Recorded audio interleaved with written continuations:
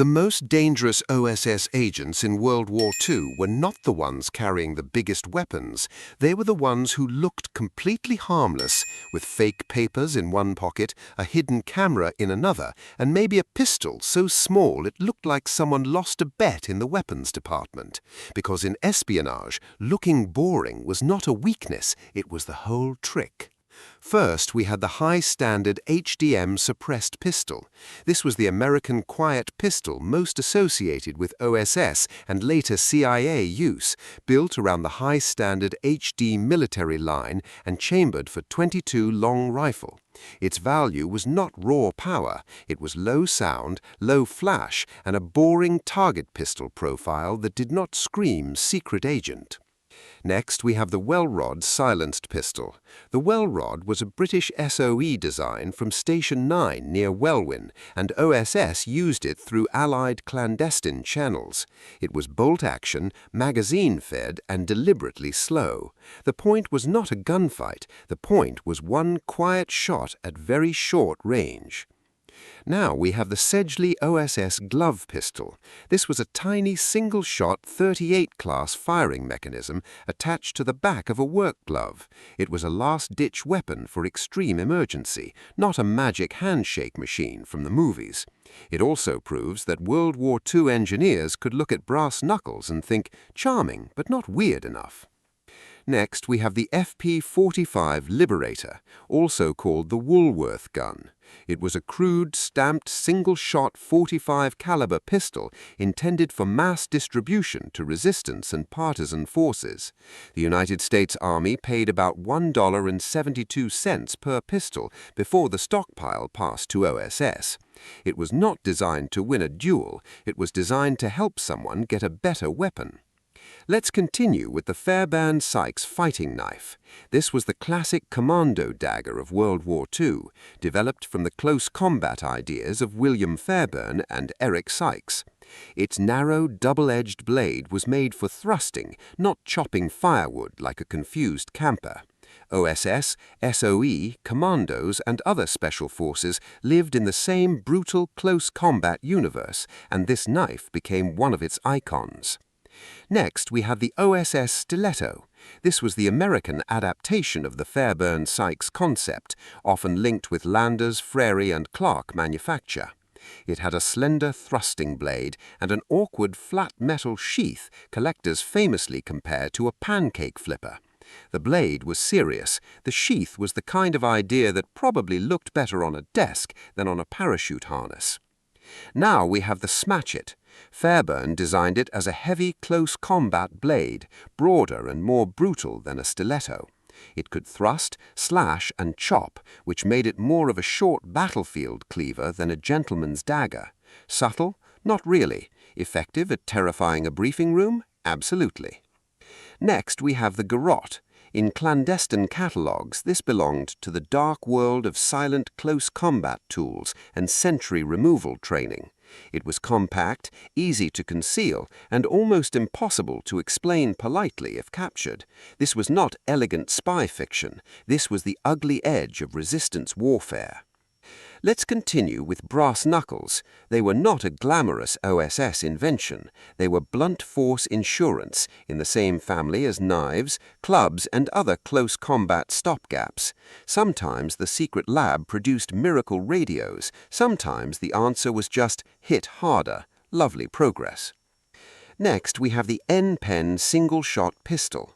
OSS special weapons references include pen-like and cigarette-like disguised firearms, usually meant for concealment and emergency use.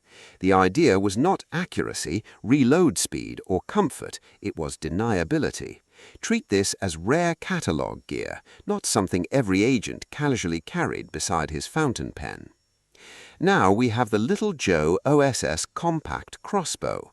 This was part of a serious attempt to create a quiet sentry weapon, not a toy for medieval nostalgia. Surviving examples show a compact frame, light weight, and a design that promised silence but demanded careful handling. It was clever, quiet, and probably too clever for its own good. Next, we have the Beano impact grenade. The T-13 Beano was developed with OSS involvement and Eastman Kodak assistance to resemble a baseball.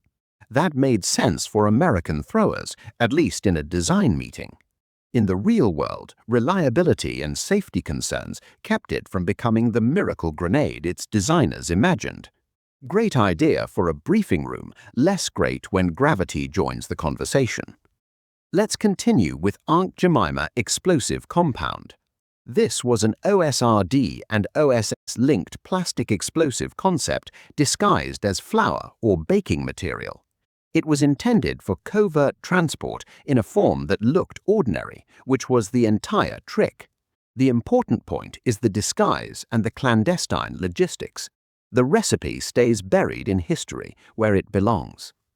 Now we have the explosive coal, also known as a coal torpedo.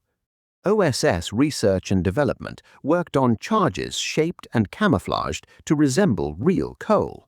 The mission logic was simple and nasty. Hide sabotage inside the fuel chain, where ships, trains, factories, and boilers already expected coal to appear. It was logistic sabotage wearing a dirty little costume. Next, we have the limpet mine. This was a magnetic maritime sabotage charge associated with underwater operations and steel hull targets. OSS maritime unit equipment overlapped heavily with British underwater sabotage thinking, including waterproof watches, compasses, and special demolition tools. It was not a pocket gadget, it was a serious maritime weapon for serious maritime risks. Let's continue with the clam explosive. The clam was a small magnetic charge more securely tied to British SOE and MD1 technology, but it belongs in the same Allied clandestine sabotage ecosystem. Its value was compactness and magnetic attachment to steel surfaces. Accuracy matters here. Call it Allied clandestine gear, not a universal OSS pocket toy. Next, we have the caltrop, the tire-shredding road spike. Stanley Lovell called it the simplest weapon OSS made, and he was not being poetic. A caltrop was designed so one prong always pointed upward, making it useful against tires, roads, hooves, and airfield movement. Ancient technology, yes, but ancient technology still ruins modern tires. Now we have the SSTR-1 suitcase radio.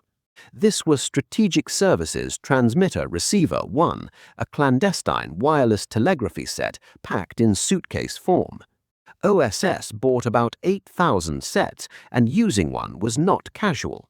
It required more skill, cipher discipline, power management, and the kind of nerves most people only pretend to have online. Next, we have Joan, the SSTC-502 handheld VHF radio. Joan was the ground half of the Joan-Eleanor system, paired with Eleanor equipment in an aircraft overhead. It allowed late-war agents to speak by voice to a ground-circling aircraft on VHF around 200 to 300 megahertz. For once, the spy did not have to tap Morse in the dark like a caffeinated woodpecker. Let's continue with one-time cipher pads and coding materials. A true one-time pad is secure only when the key is random, secret, used once and destroyed. That made field discipline more important than genius. Reuse the wrong material and perfect secrecy turns into a gift basket for enemy cryptanalysts. Next, we have forged identity papers. OSS Research and Development operated what the official record called a documentation plant. It could reproduce passports, worker identity papers, ration books, money, letters, and the boring little documents that made a cover identity believable. Advanced tradecraft was not one perfect passport, it was a whole pocket full of paperwork that agreed with the lie. Now we have the cover-appropriate watch. The best watch was not always an American military watch. It was the watch your assumed identity could plausibly own. For a European civilian cover, something modest and local-looking made more sense than anything loud, new, or obviously foreign. Espionage is cruel that way. Even your wrist can betray you. Next, we have local currency. Cash was not just for food, travel, or bribes. It was evidence that the cover identity lived inside the local economy. The bills had to match region, period, occupation conditions, and the story being told. A perfect radio means nothing if the baker refuses your suspiciously crisp money. Let's continue with the L pill.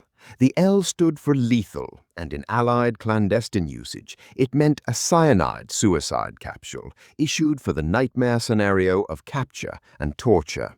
This is not glamour, it is not heroism, it is the darkest administrative line in the whole kit, and it shows how serious the interrogation threat really was. Next, we have the K pill. OSS pharmacy references describe K pills as morphine-paced incapacitating tablets within a broader coded pill system. This belonged to the shadowy overlap between escape, resistance, and chemical tradecraft. Very neat label, very ugly purpose. Now we have the B pill. This was the stimulant side of the kit, commonly associated with benzodrine or amphetamine use to fight exhaustion. It did not make an agent superhuman. It borrowed alertness from the body and sent the bill later.